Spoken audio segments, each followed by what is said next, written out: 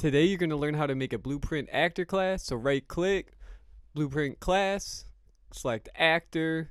We're going to name this bow underscore archer. And pretty much an actor class is anything that's going to interact with the character.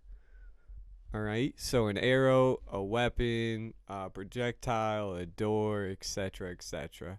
So we're going to go up here and add component, and we're going to add a skeletal mesh so that we can add the skeletal mesh FBX bow into the actor class.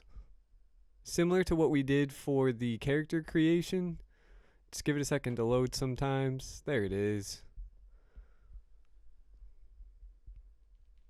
Alright, it's a little big right now, so what I'm going to do here is hit the lock button on the right of the scaling, and this is going to scale them all the dimensions at the same time, X, Y, and Z.